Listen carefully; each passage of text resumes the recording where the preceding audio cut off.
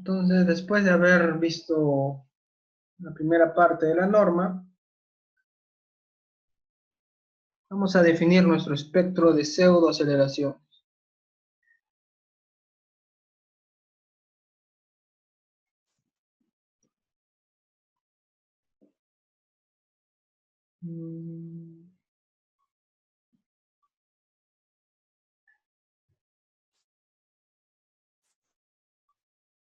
Bueno, algunas consideraciones para el análisis, ¿no?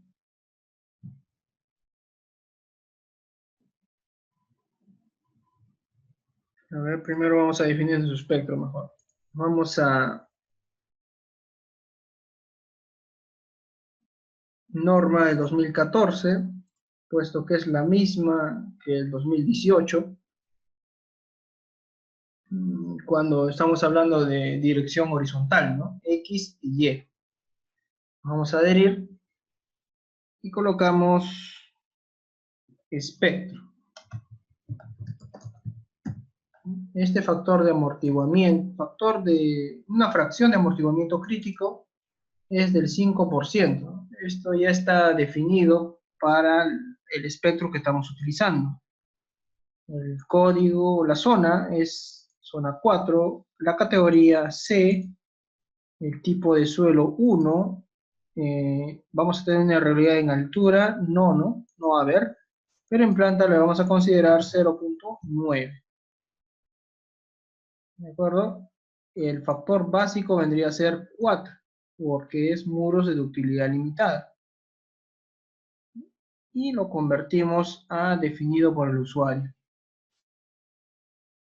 Espectro OK. Entonces ya tenemos nuestro espectro definido. ¿De acuerdo?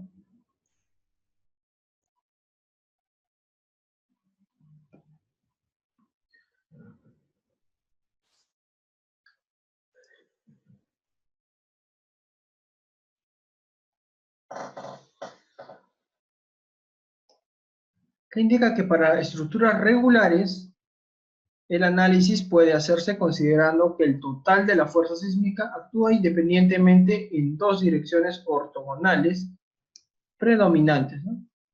Y para estructuras irregulares se supone que la acción sísmica ocurre en la dirección que resulte más desfavorable para el diseño.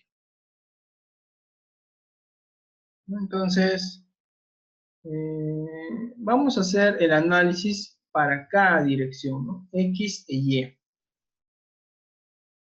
Entonces, si la estructura es regular, es suficiente con una dirección, ¿no? Ya sabemos por dónde va a ir.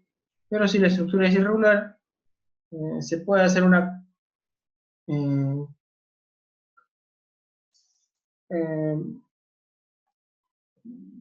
va a ser más afectado siempre por una dirección, ¿no? O sea, no es necesario hacer las dos direcciones a la vez.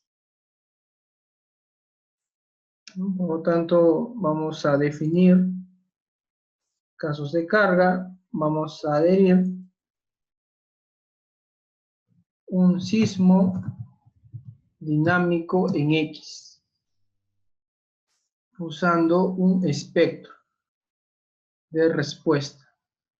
Entonces, adherimos y nos vamos a la dirección 1, espectro, y colocamos el factor 9.81 de la gravedad.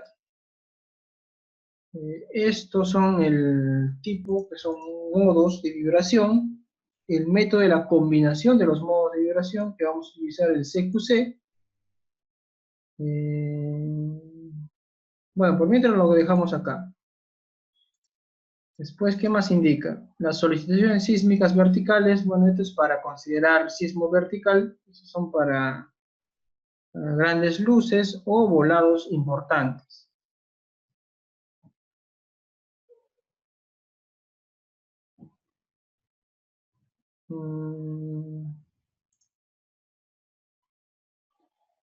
El modelo, vamos a considerar una distribución de masas y rigideces adecuadas, ¿no? Nuestro modelo va a ser elementos finitos en nuestro TAPS. Las secciones son de concreto armado y vamos a considerar inercias brutas, ignorando la fisuración y el refuerzo.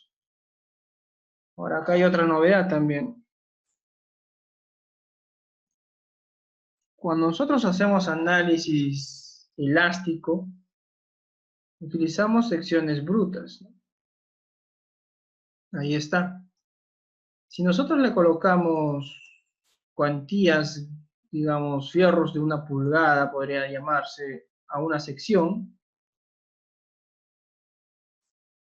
digamos, esa cantidad de fierros y que sea, digamos, 6 de 1 pulgada,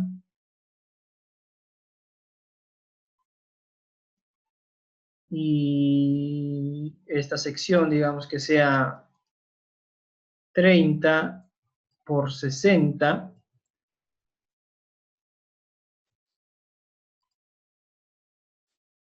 o por 30 por 50, ¿de acuerdo? Y si colocamos otra sección, columna, digamos, también de 30 por 50, ¿no?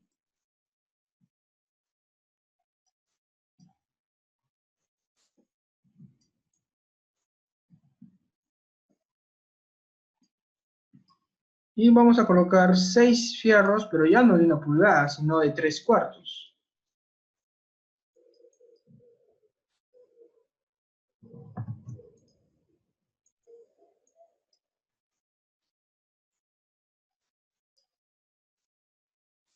Ya está. Entonces la consulta es, si nosotros hacemos un análisis lineal elástico, un análisis lineal elástico, el desplazamiento de nuestra estructura con estas columnas, le vamos a llamar desplazamiento 1, y el desplazamiento con el análisis con esta sección de columna de desplazamiento 2, ¿cómo van a ser? ¿Cuál tendrá mayor desplazamiento?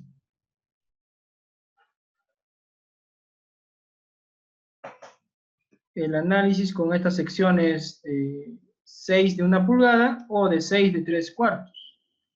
¿Influirá el acero en nuestro análisis elástico? Según la norma, indica que debemos utilizar secciones brutas, ¿no? Es decir, no debemos considerar el acero que tiene adentro. ¿Pero eso será real?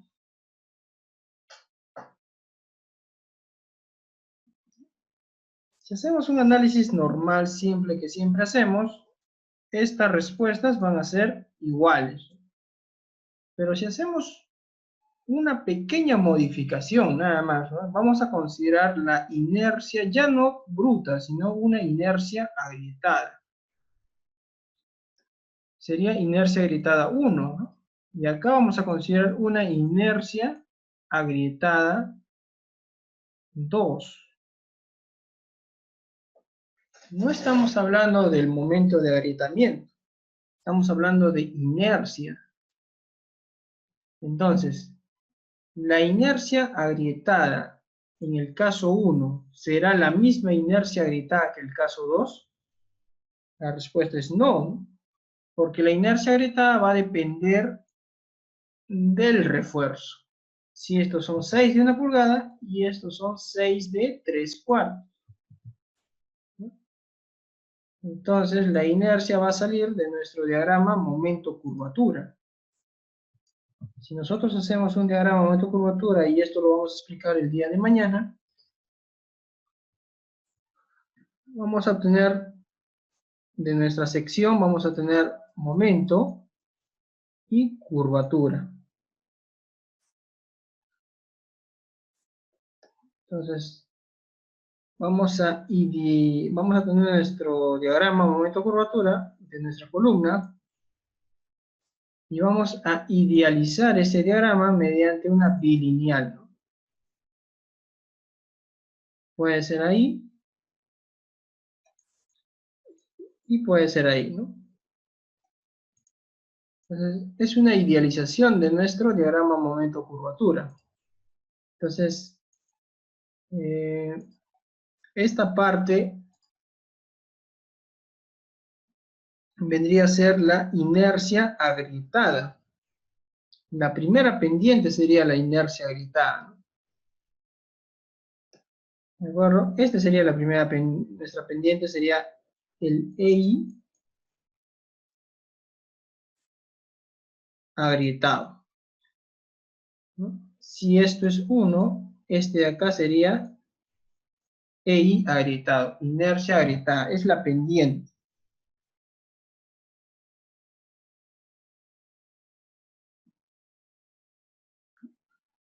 Eso es nuestra inercia agrietada. Entonces, yo podría determinar un factor que sería igual a la inercia EI, sería inercia, ¿no? Inercia a la flexión, inercia agrietada entre la inercia EI bruta. Este sería un factor, y ese factor es muy distinto en este caso y en este caso. Son dos factores distintos, por lo tanto voy a tener dos análisis distintos, dos respuestas distintas. Si hiciéramos una simple variación, ¿y eso dónde se hace? Se hace acá, ¿no? Si nosotros tenemos una sección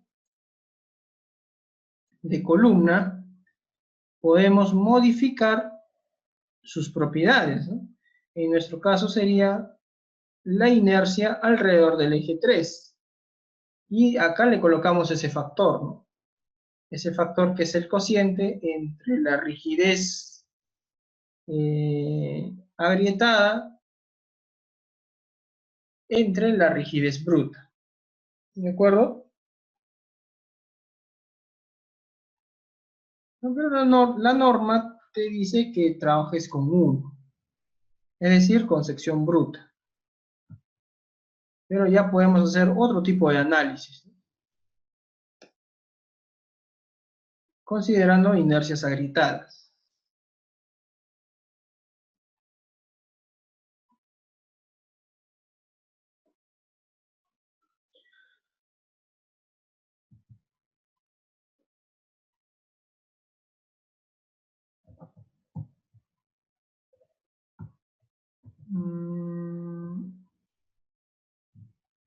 Después, bien, entonces nuestro modelo, acá vamos a considerar diafragma, una excentricidad del 5% para todos los diafragmas. Ok, lo mismo hacemos con sismo dinámico en Y.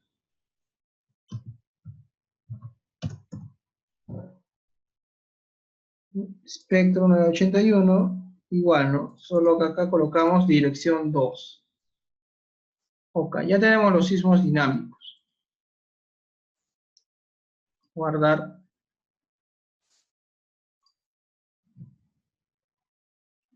Para edificios donde sea razonable suponer que los sistemas de piso funcionan como diafragma rígido, que es nuestro caso, podemos concentrar la masa y que cada entrepiso tenga 3 grados de libertad, X, Y y rotación alrededor del eje Z. Por lo tanto, vamos a definir diafragmas rígidos. Ya los tenemos definidos, vamos a asignarlos entonces. Planta 1,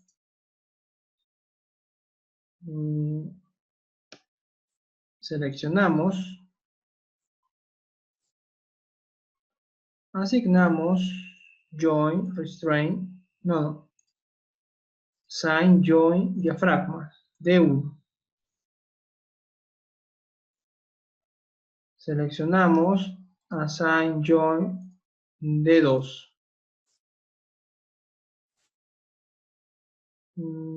Pero no deberíamos considerar la escalera, ¿no? Creo que estamos considerando la escalera.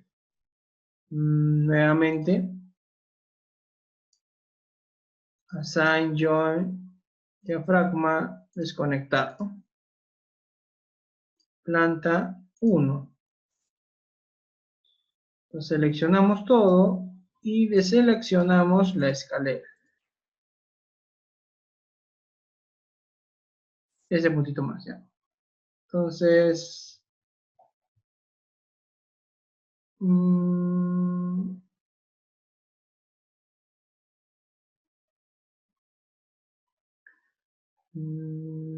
esto sí estaría, ¿no? Lo que no estaría sería el descanso. Entonces seleccionamos todo. Esto sí pertenece al diafragma, esto no. Entonces, assign join de 1. Siguiente, assign join de 2.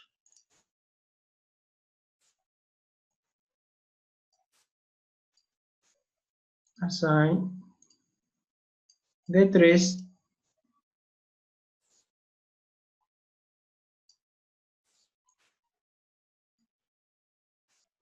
De 4.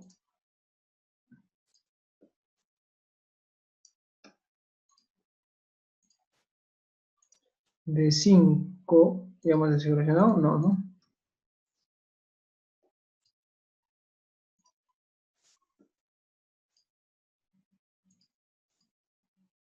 Este sería de 6.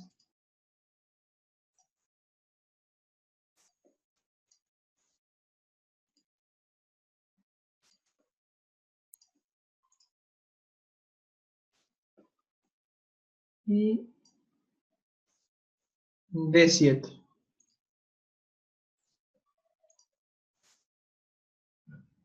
Ya tenemos asignados los diafragmas en cada entrepiso. Lo que hace el diafragma es concentrar todas las masas en un solo punto, ¿no? Para que cada entrepiso tenga un solo grado de libertad en cada dirección.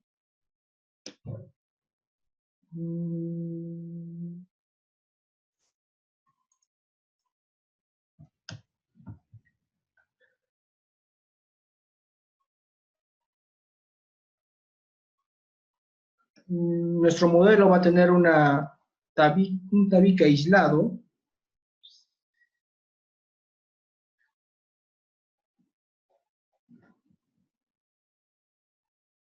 En los entrepisos que no tengan diafragma rígido, los elementos son diseñados para fuerzas horizontales que les corresponden, ¿no? Es decir, un diseño sísmico de losas de entrepiso, ¿no? Cuando nuestro diafragma, por ejemplo, no es rígido, es decir, va a tener una forma caprichosa, digamos este acá que sea nuestro diafragma que no es rígido, no debemos asignarle diafragma rígido, y por lo tanto va a haber zonas donde se va a traccionar y comprimir, ¿no? Por ejemplo, si el sismo viene en esta dirección, toda esta parte se va a traccionar y toda esta parte se va a comprimir, ¿no? Por lo tanto, los elementos de borde deben ser capaces de soportar esas tracciones y compresiones.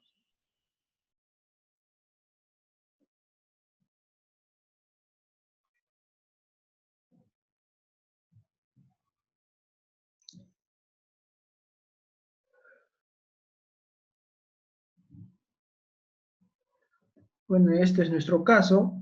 Cuando tengamos muros en formas de H, de T, debemos considerar el completo, ¿no? El global. Por ejemplo, esto lo vamos a considerar como si fuera un solo muro. Acá también un solo muro. Entonces, por acá también un solo muro vamos a considerarlo.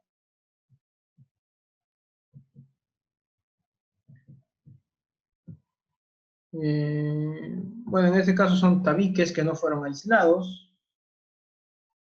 Ahora el peso. El peso nos va a ayudar, más que todo, más que el peso, es la masa sísmica. Porque las fuerzas inerciales necesitan de la masa por la aceleración. Entonces nos indica que en categorías C se debe tomar el 25% de la carga viva y en todos los casos el 100% de la carga muerta. Por lo tanto, definimos masa source, modificar el 100% de la carga muerta y el 25% de la carga viva. OK, guardar.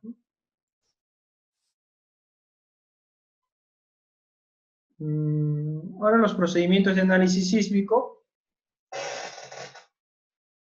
Podemos utilizar un análisis estático o un análisis dinámico. El estático son fuerzas equivalentes.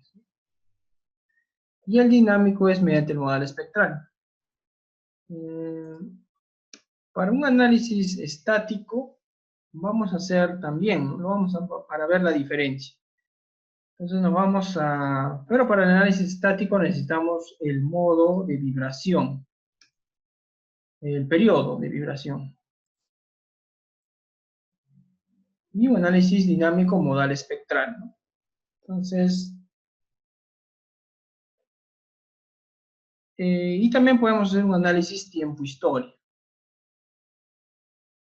Estos son los procedimientos de análisis lineal y no lineales. Dentro del análisis lineal está el estático y el dinámico, que puede ser modal espectral o tiempo-historia. Y un análisis no lineal también hay no lineal estático y no lineal dinámico. Y el dinámico únicamente es tiempo-historia, ¿no? En el análisis no lineal. Para un análisis estático, son fuerzas equivalentes en cada interpiso. Lo primero que tenemos que hacer es hallar el cortante. Vamos a hacer un análisis estático. Nos vamos a apoyar en una hojita.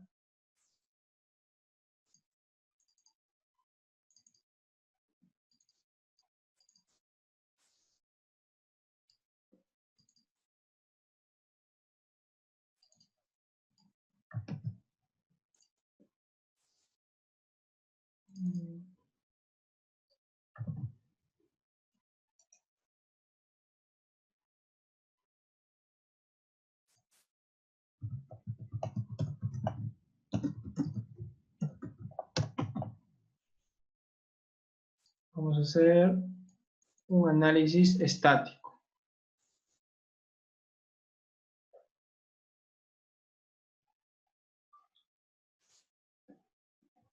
Entonces, vamos a utilizar esta hojita y vamos a colocarle edificio.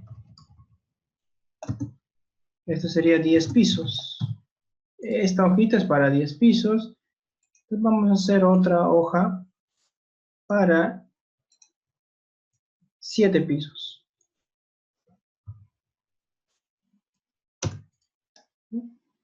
Entonces, para 7 pisos.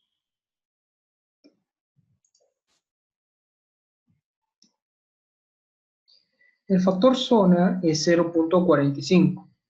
El factor uso es 1, en nuestro caso. El factor de amplificación del suelo también va a ser 1. El periodo que define la plataforma va a ser, ¿cuánto sería?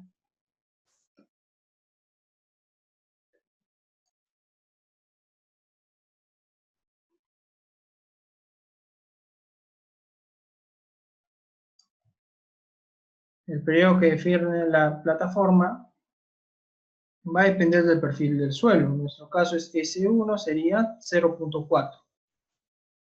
0.4. Ahora necesitamos los periodos fundamentales de vibración de nuestro edificio. Y para el periodo fundamental solo necesitamos la rigidez y la masa.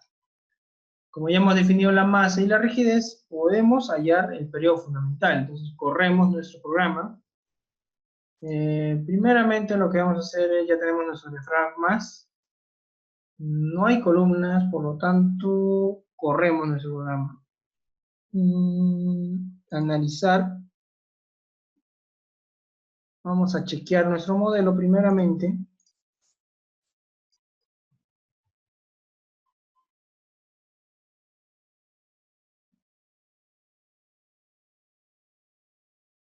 No hay errores. Vamos a los grados de libertad, que considere todos los grados de libertad. OK. Vamos a correr nuestro programa. Más que todo me interesa que corra todo eso, ¿no? que calcule un centro de masas y de rigideces y corremos.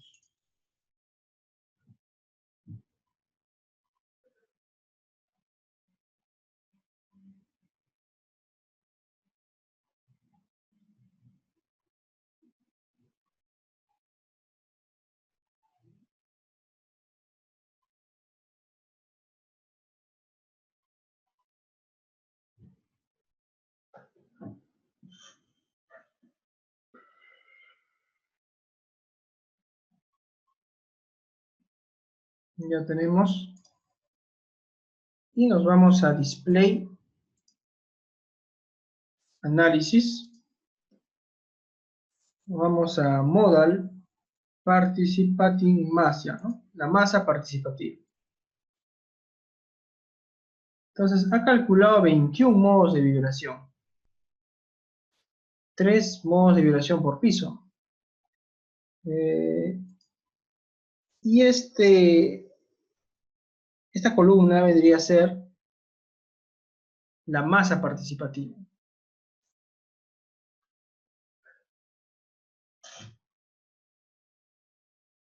Hay que tener en cuenta que la masa participativa está relacionada al periodo, ¿no? Entonces,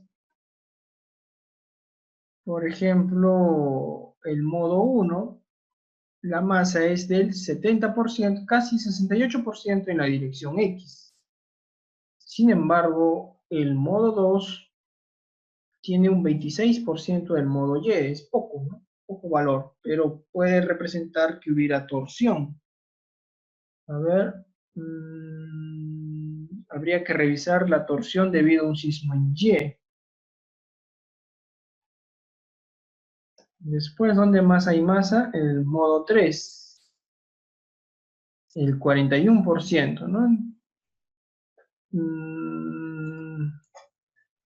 Después, el modo 4, en X, el modo 5 también un 18%, ¿no? Entonces está dispersado la masa en la dirección Y. De estos debemos tomar el mayor en la dirección Y. ¿Cuál vendría a ser el mayor? El mayor vendría a ser 0.42. Ese sería mi periodo principal en esa dirección. En X 0.284 y en Y 0.20. Por lo tanto, nuestro factor C es 2.5 y 2.5. Nuestro R en la dirección X va a ser igual a 4 por 0.9, ¿no? Porque es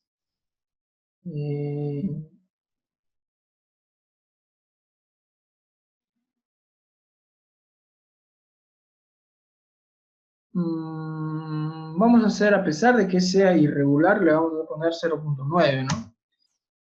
Una de las condiciones de un análisis estático es que debe ser regular.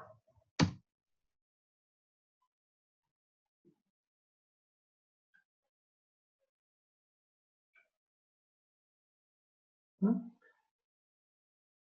Pueden analizarse mediante este procedimiento las estructuras regulares o irregulares ubicadas en zona 1. Bueno, estamos en zona 4. En las otras zonas puede emplearse para las estructuras regulares de no más de 30 metros de altura. Y para las estructuras de concreto armado y albañilería, bueno, en nuestro caso es concreto armado, sería también, de no más de 15 metros de altura, aun cuando sean irregulares. Nuestro entrepiso mide 2 metros 40 por 7, tenemos 16.8 metros.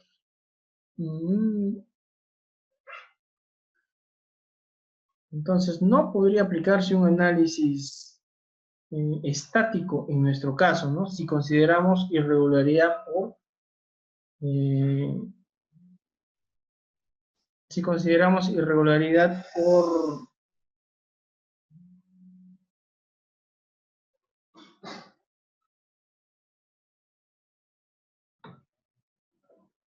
En clases estoy, un ratito le llamo, por favor.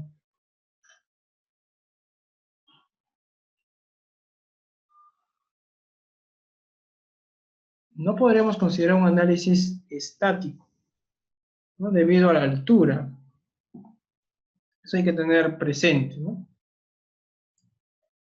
Pero vamos a hacerlo solo de manera académica. Entonces sería 4 por 0.9. Y acá en Y también 4 por 0.9.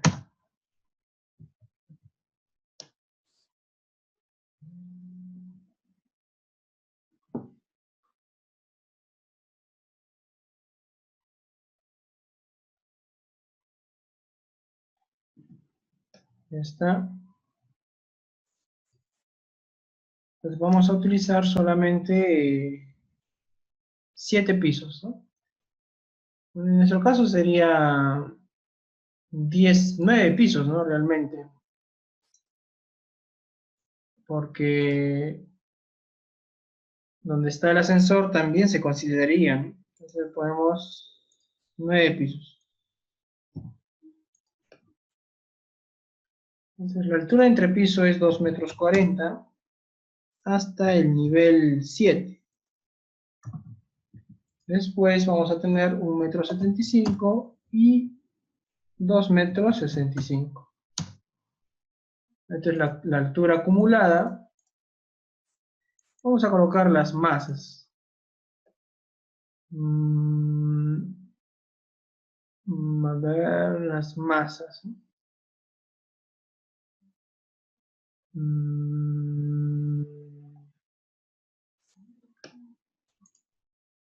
Acá sería centro de masa y centro de rigidez. Solamente va a considerar las masas de los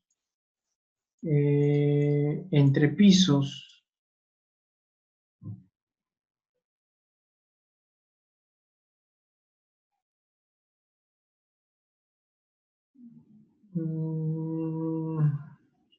Otra manera de calcular la masa sería mediante una combinación, ¿no? Vamos a definir una combinación. Vamos a adherir una combinación PG, que vendría a ser el peso durante el sismo. Carga muerta el 100% y carga viva el 25%. Corremos.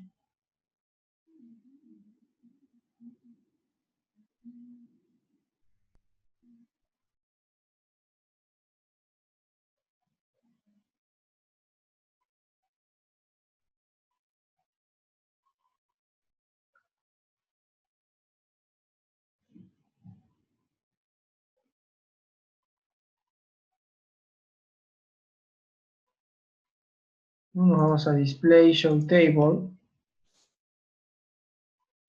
Y nos vamos a Peers, con lo que es History Force, ¿no? En History Force vamos a considerar el PG. En la parte de arriba sería este valor en toneladas. Vamos a exportarlo al Excel.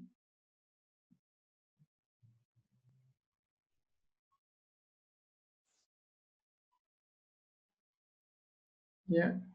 Esto sería en la parte de arriba y en la parte de abajo. Lo exportamos.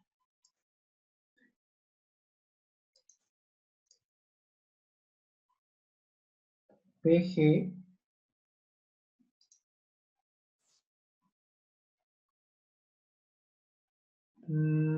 pero esta masa es acumulada, ¿no?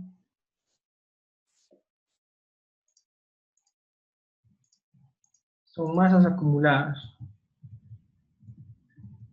Entonces, estos son pesos acumulados. Quiere decir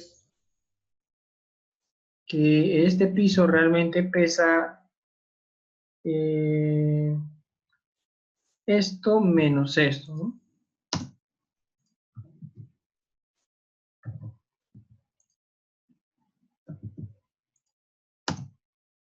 algo así, ¿no? Ahora la masa sería simplemente este peso entre 9, bueno, este sería el peso. El peso en toneladas en la parte de arriba de cada entrepiso, ¿no? Cada entrepiso pesa esto. En la parte de arriba y en la parte de abajo sería lo mismo, ¿no? Copiamos y pegamos.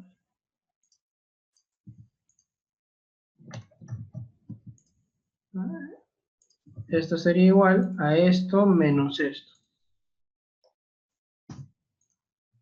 No, perdón. Sería igual a esto menos esto.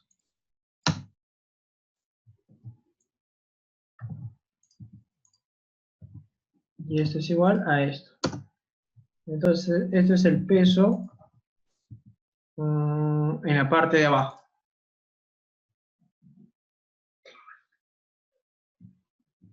Ahora, en los entrepisos no hay problema. El problema es que la masa sísmica se considera, por ejemplo, para 7 pisos, 2, 3, 4, 5, 6, 7, digamos.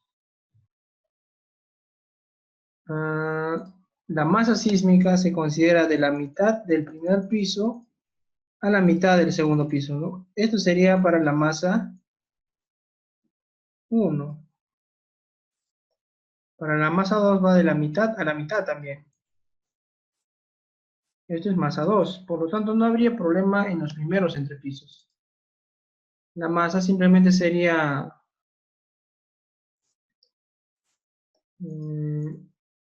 si se dan cuenta, es lo mismo, ¿no?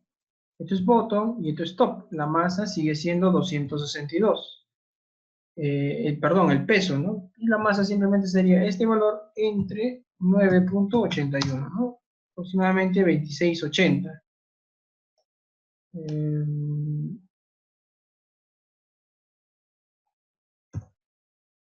2680 o aproximadamente 2680, ¿no? Sería la masa. Pero para los niveles superiores ya no sería igual, ¿no?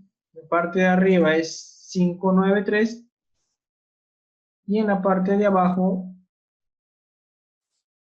es 18. Entonces la diferencia entre la parte de arriba y la parte de abajo vendría a ser el peso de los muros, ¿no? Vamos a poner esto es arriba, esto es arriba y esto vendría a ser abajo. Vamos a copiar y pegar.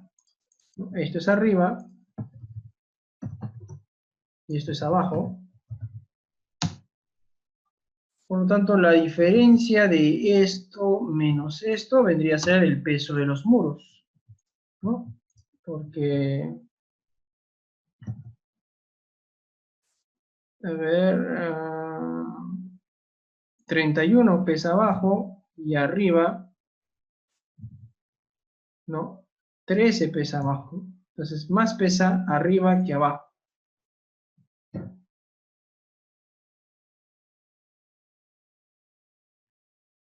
A ver.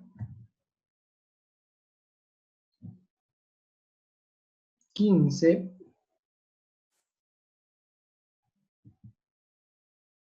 Claro, 15 toneladas pesa arriba.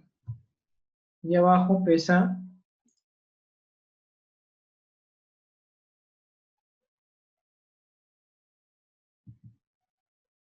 13. A ver.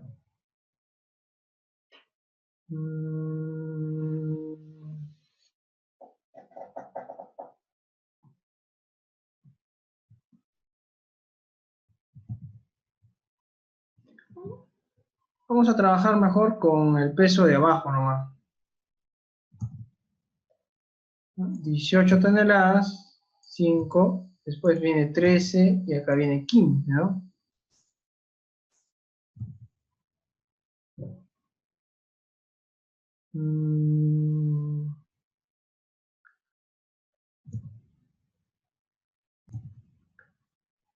O podemos trabajar con el promedio, ¿no? Vamos a trabajar mejor con el promedio.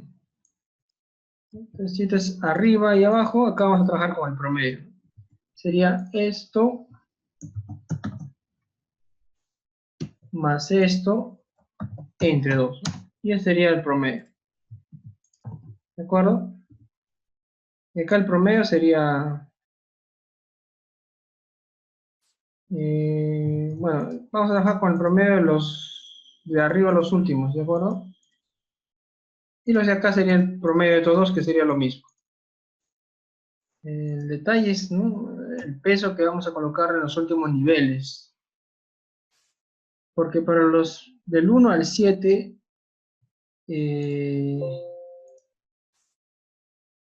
simplemente sale de acá, de centro de masas y de rigideces. Acá tenemos la masa en X y la masa en Y. Entonces, copiamos. Del 1 al 7 podemos colocarle la masa en X. Esa sería la masa. Pero los últimos pisos, y el peso es este.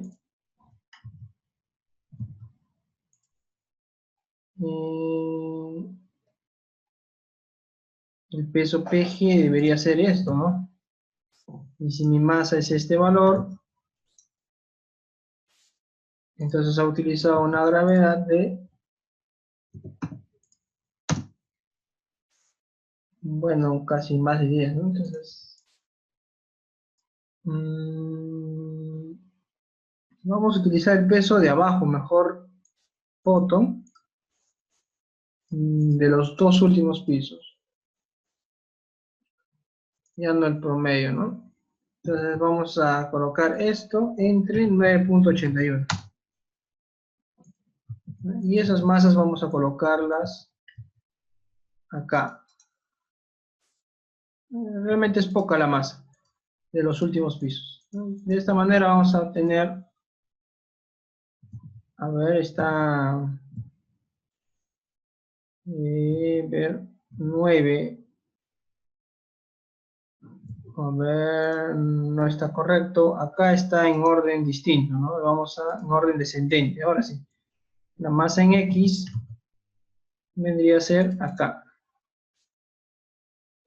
Ahora sí. Entonces ya tenemos las masas.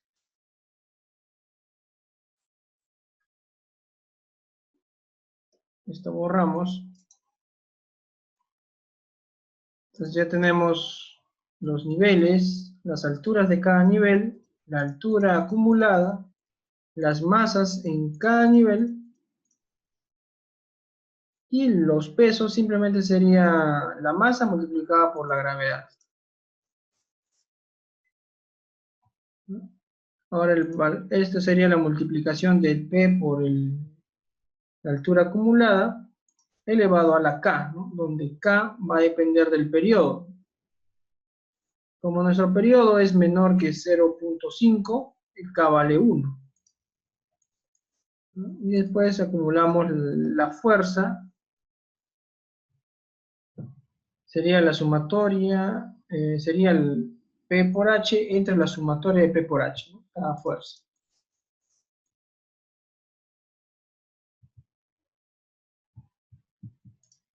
Estas serían nuestras fuerzas estáticas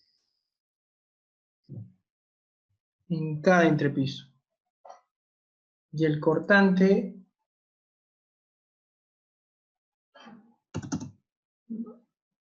aproximadamente es este, ¿no? 534.03. Ese sería nuestro cortante.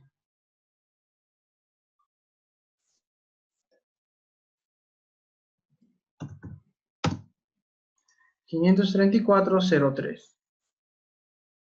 Eso sería con un análisis estático, ¿no? Entonces tendríamos que aplicar esas fuerzas en cada dirección. Pero, ¿de acuerdo? Eso tendríamos que aplicar para hacer un análisis estático.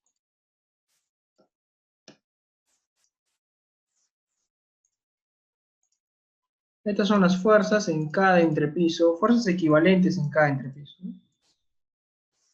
Del piso 1 al piso 9. En cada entrepiso le colocamos las fuerzas estáticas. Pero como no podemos hacer un análisis estático, porque no cumplimos con la norma, solamente vamos a hallar el cortante basal, ¿no? Y una manera de hallar el cortante basal es definiendo una fuerza estática. Colocamos sismo en X.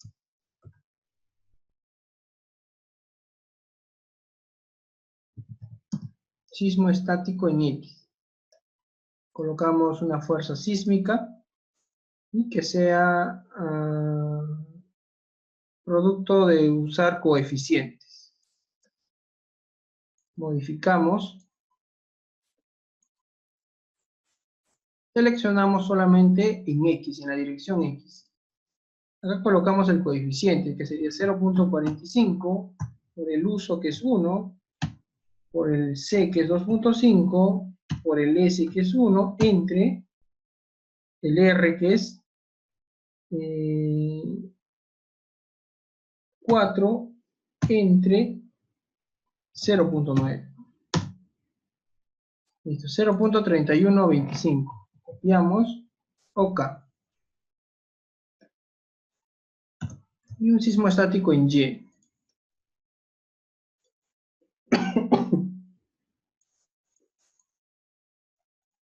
En Y colocamos el mismo valor, 0.3125, OK. OK. De esta manera calculamos un sismo estático, el cortante basal, ¿no? Corremos.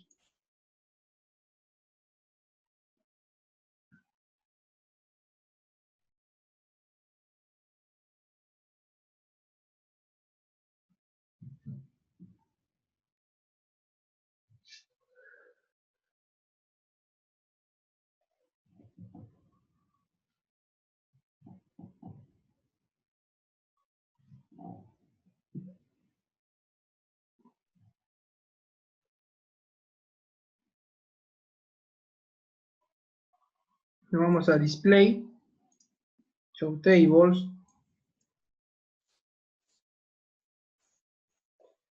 OK, y nos vamos a reacciones en la base.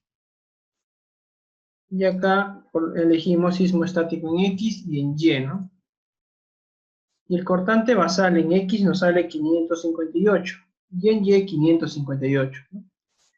Y haciendo manualmente nos había salido 534. Un poco mayor nos sale, ¿no? Mediante este método. Y es porque ha considerado la masa exacta, ¿no? ¿De acuerdo? Ese vendría a ser nuestro cortante estático.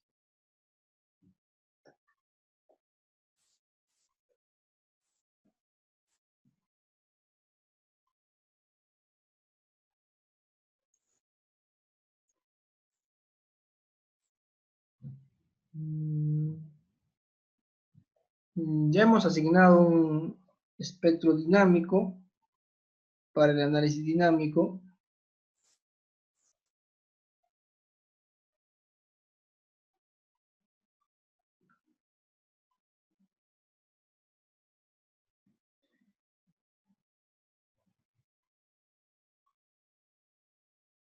No haber elementos no estructurales adosados.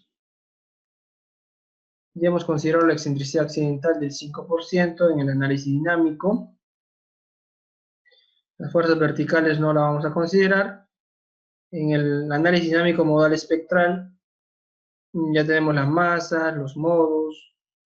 La sumatoria de los modos deben ser al menos el 90%. Eso vamos a verificar. A ver, vamos a Display, masa participativa. Y tenemos que la sumatoria de los modos considerados es mayor al 90% a partir del modo 8.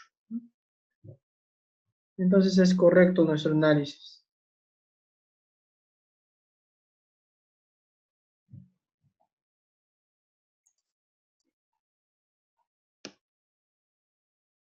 Vamos a verificar, a ver, un si no tiene torsión en planta, que no debería tener, ¿no? Vamos a display, vamos a AVDRIG,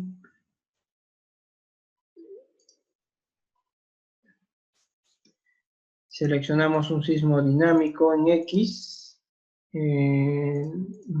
Esta relación es entre el máximo desplazamiento en un punto extremo y el centro de masas, ¿no? No hay gran diferencia en Y.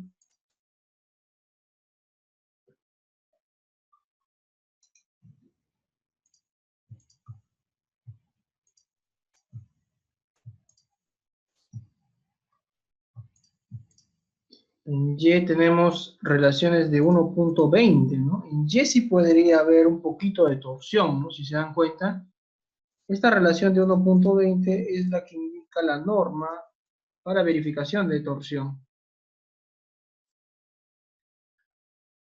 Este de acá, ¿no? Bueno, en nuestro caso quiere decir mayor a 1.3. Si es mayor a 1.3 es irregular. En nuestro caso nos sale 1.20. Es regular por torsión en planta, pero sí hay un poco de torsión, ¿no? Pero está dentro de los límites.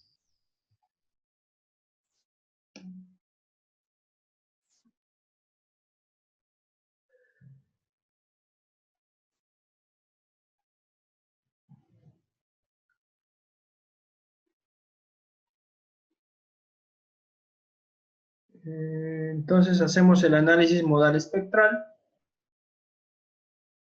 Ya tenemos nuestro espectro definido, ¿no? Que ya sabemos que es de la norma, el espectro. Ya sabemos que este comportamiento es para periodos bajos, para periodos altos, ¿no? Porque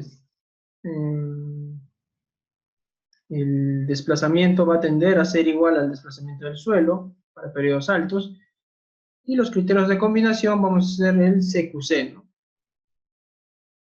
El famoso CQC, que es el criterio que vamos a utilizar para la combinación de las respuestas modales.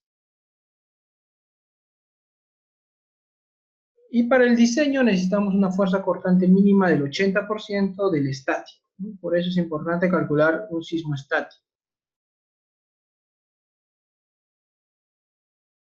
Entonces vamos a analizar y vamos a ver. Ya hemos analizado y ahora vamos a ver si cumple con el 80%, ¿no? Vamos a base, reacciones en la base, y nos vamos a sismo dinámico y sismo estático. Entonces el sismo dinámico 398, mientras que el sismo estático es 558, ¿no? Entonces para estructuras regulares el 80% y para estructuras irregulares el 90%. Entonces 558.7256 por 0.9 me da 502. Sin embargo, con el dinámico tan solo hemos alcanzado 398.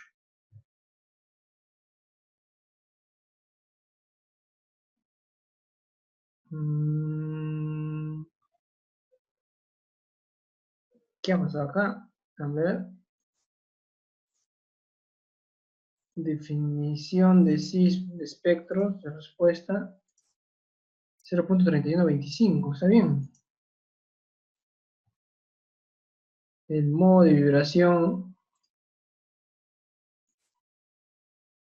el primer modo de vibración es en X, voy a tener un periodo de 0.28, ¿no?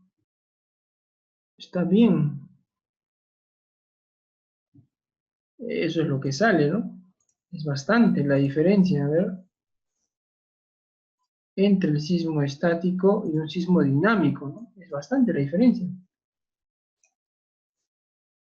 Sismo estático y sismo dinámico. El sismo dinámico me sale 398 y el sismo estático 558, es bastante. Como nuestra estructura es irregular, de 558.7256 lo multiplicamos por 0.9 y lo dividimos entre 398.1391. Entonces, el factor de amplificación para nuestro sismo es 1.263 en la dirección X. Y en la dirección Y, el sismo estático es de 367, y el sismo dinámico es 367, y el sismo estático es 558. Entonces, 558.7256 por 0.9 lo dividimos entre 367.2553. Tenemos un factor de 101,369 en la dirección Y. Esos son los factores que tenemos que amplificar nuestro sismo dinámico. Entonces, para el diseño, ¿no? Entonces, lo vamos a definir. Load cases, sismo dinámico, modificamos. Y acá colocamos en X por 1.75. No, perdón, 1.263, ¿no? Listo. OK. Y en Y lo multiplicamos por 1.369. OK, OK. Entonces nuestro sismo dinámico se ha amplificado al 90% del sismo estático.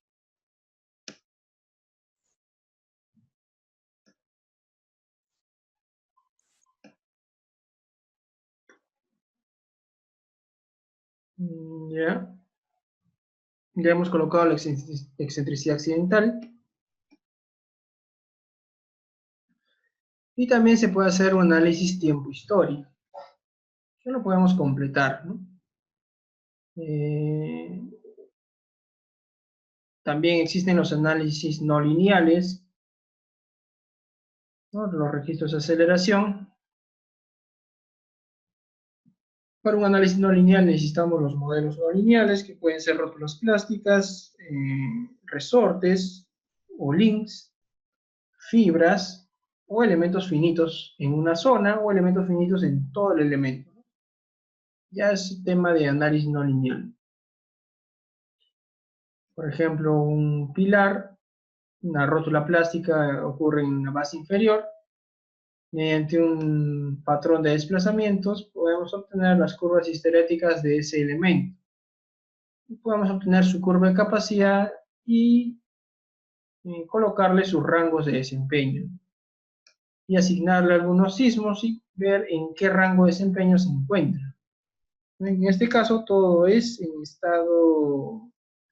el rango operativo.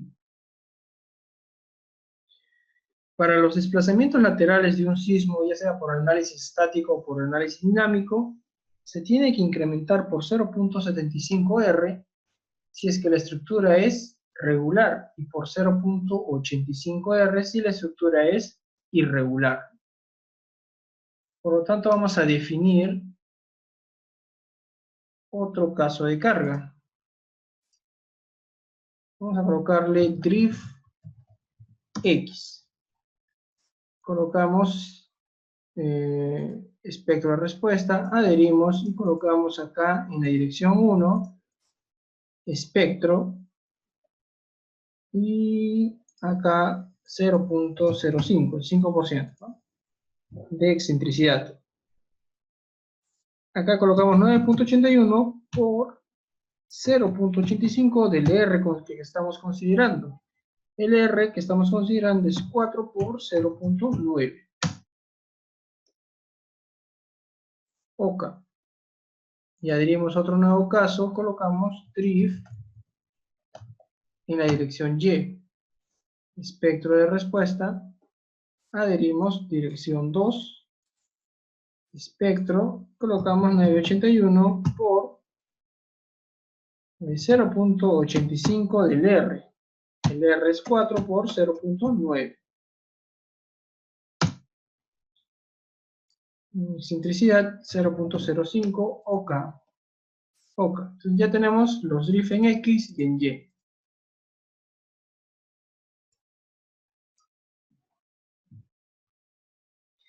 Y estos son los límites de distorsión de entrepiso que debemos cumplir.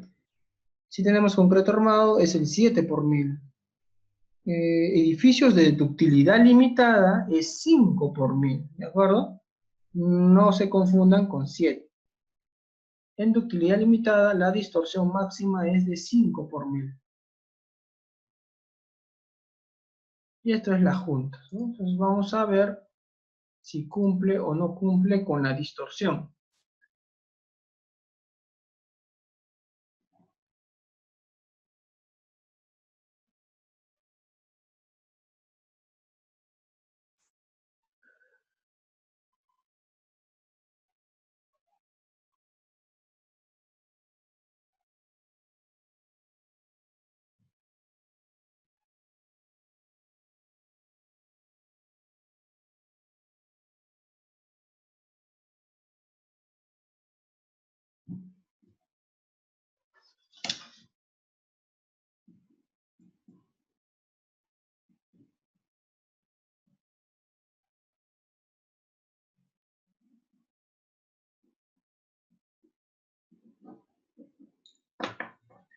Ya corre el programa, nos vamos a Display, Show Tables, y nos vamos a History Drift.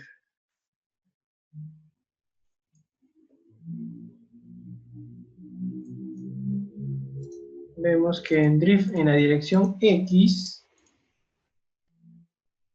el máximo Drift es de 2.18 por mil.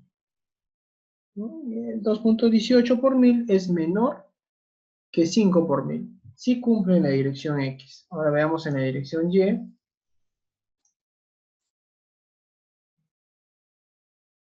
El máximo es de 1.53, ¿no? por mil. También es menor que el límite máximo del 5 por mil. Por lo tanto, nuestro análisis ha concluido con éxito.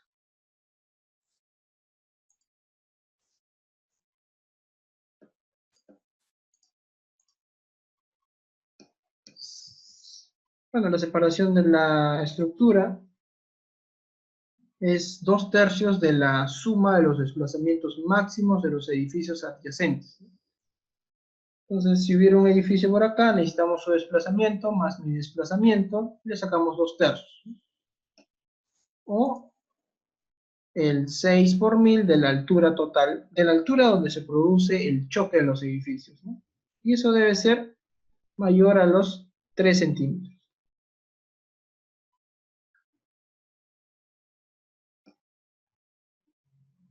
Redundancia, si cada elemento absorbe más del 30%, debemos incrementar la fuerza en 125%.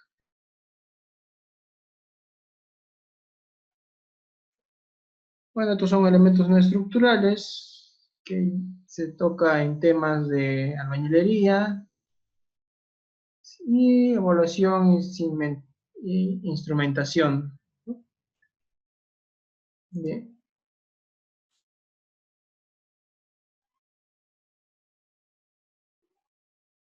¿Tendrán alguna consulta?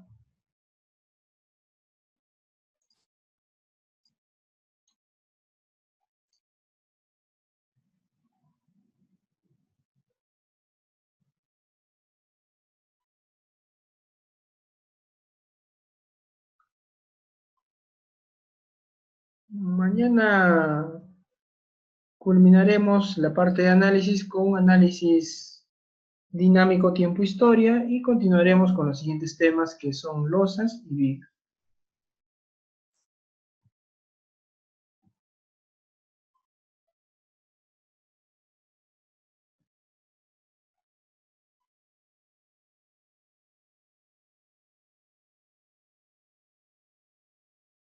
Bueno, sistemas no paralelos. O sea, vas a tener, digamos, un muro así y un muro así, ¿no?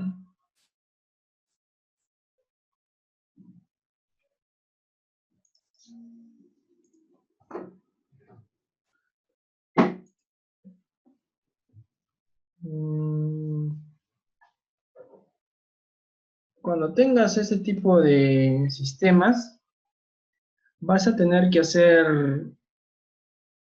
digamos, y tuvieras un elemento por acá más, ¿ya? Ahí.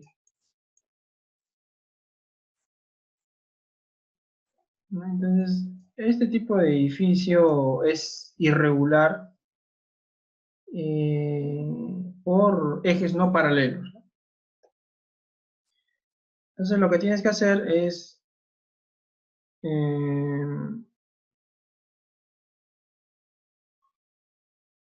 ¿cómo usarías las combinaciones direccionales? Ya no podrías combinar, ¿no? Tendrías que, prácticamente tendrías que hacer un análisis para cada dirección.